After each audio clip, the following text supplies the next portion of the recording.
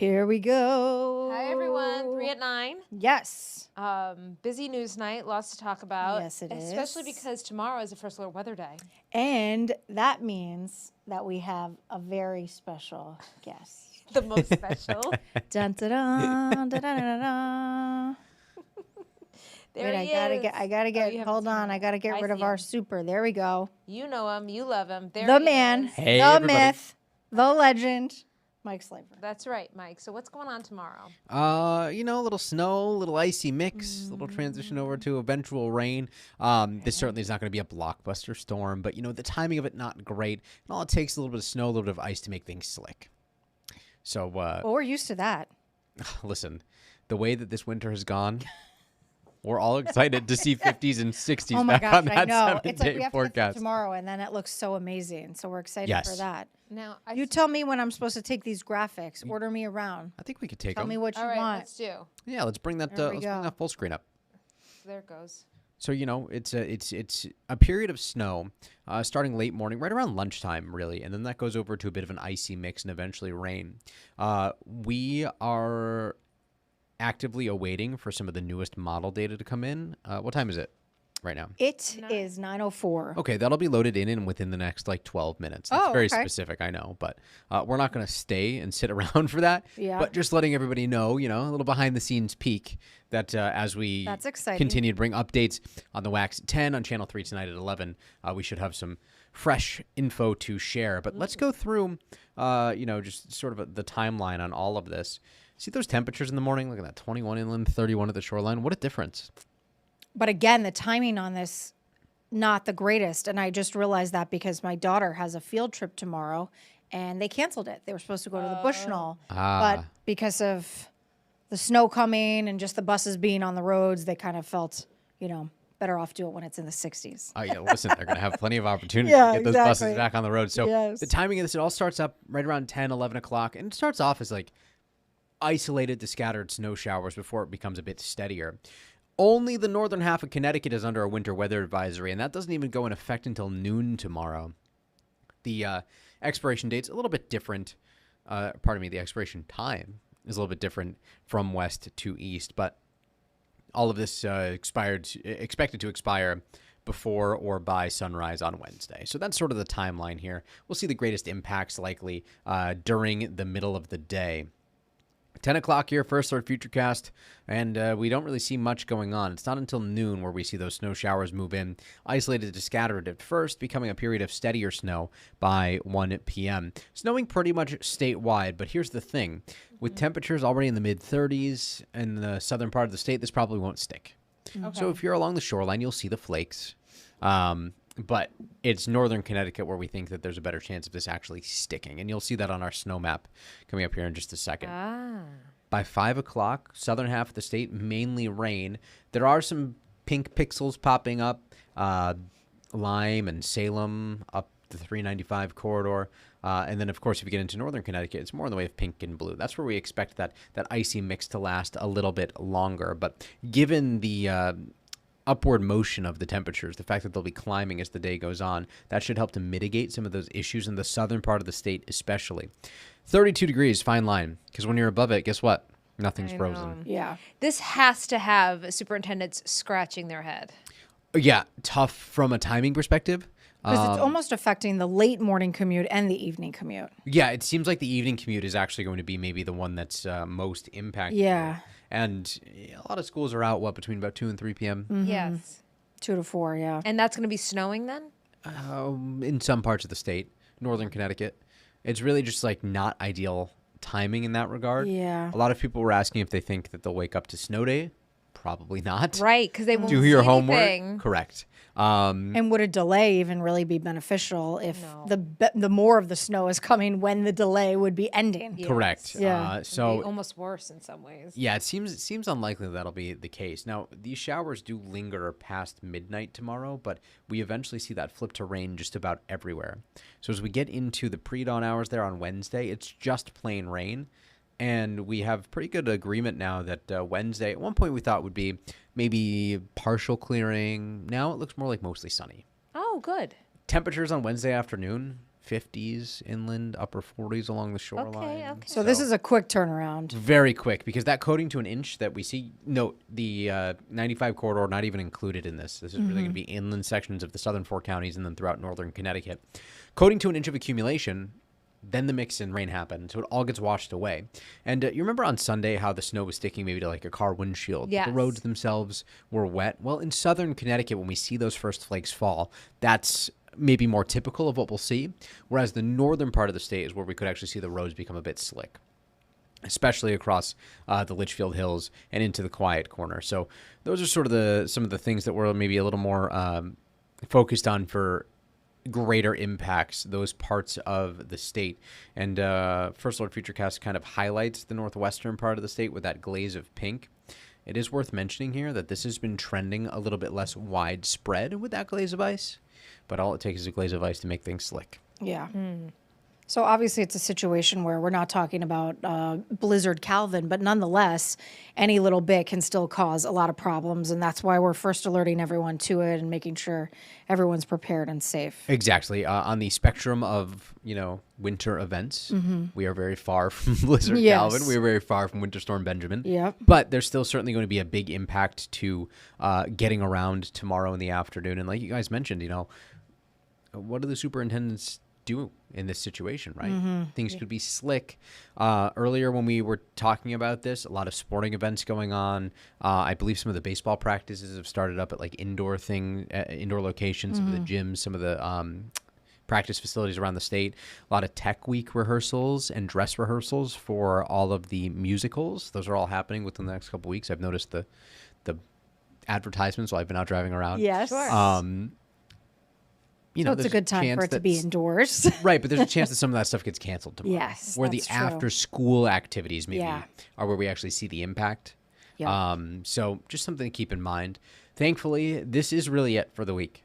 After this, yes, we have some rain. But when it's raining in 45 or 50 out, Yeah, no problem. it's no big deal. Yeah.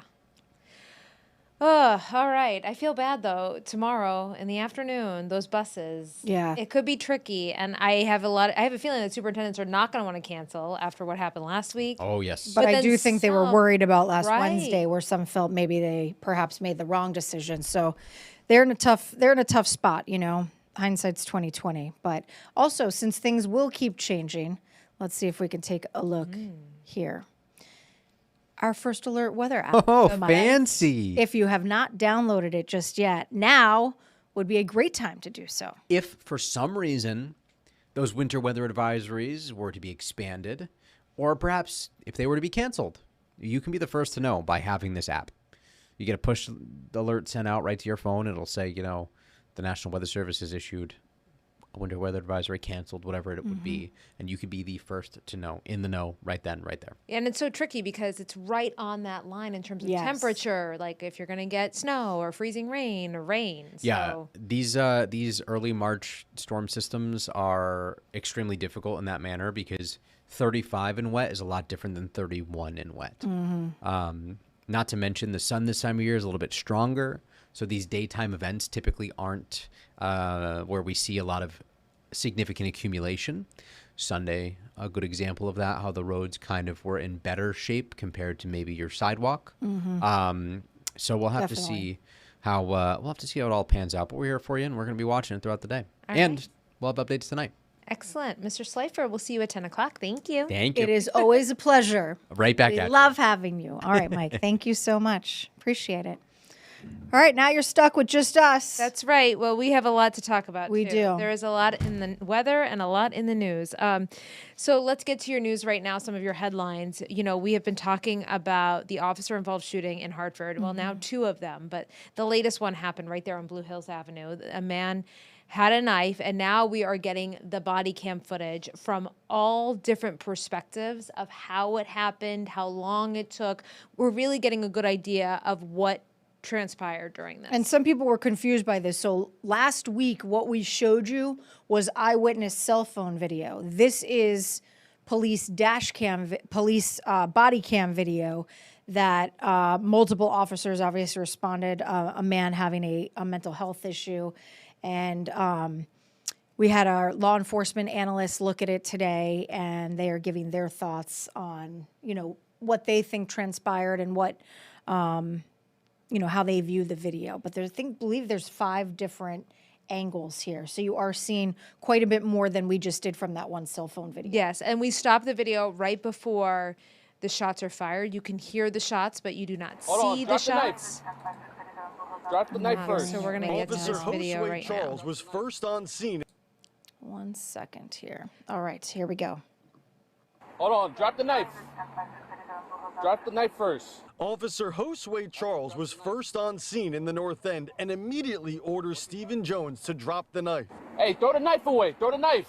Seconds later, Jones leaves his apartment stoop and walks into the street closer to Officer Charles. After a minute of refusing to drop the knife, Jones is tased multiple times. Drop the knife. But they're unsuccessful. A second officer arrives trying to calm Jones down. You gotta drop it. We don't want to shoot you. We don't want to, bro. You gotta drop it. A third officer also ordering Jones to drop the knife as the 3 cops form a semicircle around him. Drop the knife, hon. Drop the knife. Drop the knife. Honey, you gotta drop the knife. You gotta drop the knife. 5 minutes into the full encounter with police, a 4th officer, Joseph Magnano, pulls up. Within 30 seconds of Magnano on scene, Jones walks towards him. Mama, you're gonna get shot. Drop the knife. Drop the knife. Drop the knife. Drop it. Last time. Drop the knife. Drop it. And Magnano shoots 9 times. One of the officers calling Magnano Mag, hoping he calms down. Drop the knife. Mag. Drop the knife. All right, that was Channel 3's Dylan Fearon reporting. We're obviously going to keep you posted on that situation. Our third story here for 3 at 9 is a fire that happened in Clinton today. One person badly injured in an apartment fire. Fire officials going into the building and actually finding him in one of the hallways and thankfully saving him. And this is an apartment building where a lot of seniors live. And Luke Hydash was there all day, and he spoke with neighbors there. He spoke with fire officials, and he filed this report. Shortly after noon, police taped off part of the Lafayette Green apartments as state investigators were called in to help figure out how this fire started. One person was brought to the hospital. Johansi Juarez says he knows them. I hope he's okay, and nobody should go through that. Firefighters dealt with heavy smoke and intense heat. They found the person in the upstairs hallway right around 10:30. Michael Richtel saw the first responders arrive. The cops, the firemen, the ambulance, they're very on the ball here. Firefighters got the flames under control quickly, arriving not long after the first of the 911 calls. It's very sad to see, though. This building has 3 other apartments in it. The people who live in them are out of a home tonight. All right, Luke Hydash reporting on that one. Yeah, we're still waiting on a cause for this fire. But we like to switch to good news, of course, yes, at the end. We do need some. And Mike kind of talked about this a little, that next week we're going to see some more warmer temperatures. Yes. And we're also springing forward. Yes, and now, of course, Sunday. Free Cone Day is coming out for the first day of spring. So this is Let's DQ's go. big promotional thing. And you can get on March 19th, the day before the start of spring, a free cone, a free vanilla soft serve. That's what you get for free. Of course, I mean, how can you go there and not get a blizzard? It's so so I can good. imagine. Oh my God, everything's so good. I can imagine other people will be buying other things. That's probably the idea behind this. But I like the hard shell on it too. last year they gave away 5 million free cones. Oh, I know. The Isn't hard that shell crazy? is That's the so best. good. I know that's probably not the official name for it, but No, I know exactly. that's all what I you- can think of what it is. Yes. Whatever they dip it in. Do you like Yes. chocolate or cherry? I like chocolate. Yeah, me too. I actually was texting with a friend of mine, and I'm like, "What are you up to?" And she's like, "Well, I have a tub of ice cream and hard shell that I'm just putting directly into it." Jealous. That Yes. sounds like an amazing Saturday night. I'm like, do you want to be friends? That sounds fun. Let's get a spoon and hang out. Also, we want to mention Rita's. They are doing this on March 20th, free Italian ice all day. It's a 6 ounce for any guests who show up. And they're also teaming up with Peeps to introduce a new mystery Italian ice flavor that will also launch on March 20th. So, you see the Peeps. the little Peeps I'm right not there. a Peeps person. I know. I said earlier on the news. I'm like, it's a very polarizing thing. You either like Peeps or you don't like Peeps. Too much sugar. I I like like Peeps. marshmallow, but I don't want the sugar on the Oh, marshmallow. I love a good Peep. I know. And I like it when it's stale. You leave it out a little, let the air get on it. Gets a little crust. I like a Peep in my hot chocolate. I'll put a Peep. Oh, that sounds good. Yeah, but I don't just like. I can't just eat the Peep. Or what if you roasted the Peep and made a s'more? Ooh. I'd be down with that. That 'Cause sounds then good. It would probably gonna taste like creme brulee a little Yeah. bit because the sugar. Ooh, that would be really good. All right. We may have just come up with You the come best over. s'mores. I like this. You come over. I'll make Yes. you springtime s'mores. That's what we'll call them. That sounds fabulous. All right. Perfect. Well, now that we have our springtime plans involving sugar, We are very excited. yes, We got to cover it. need And it's some going to be warm pretty weather. too because they can be like yellow or blue or pink. and Yeah. So good. Okay, we're doing it. We got it. You All right. heard it here first, everyone. Cooking segment 3 at 9 Yes. special spring edition. We love it. All right. Well, we'll see you on the Wax at 10 and Eyewitness News at 11 on Channel 3. Have a good great night.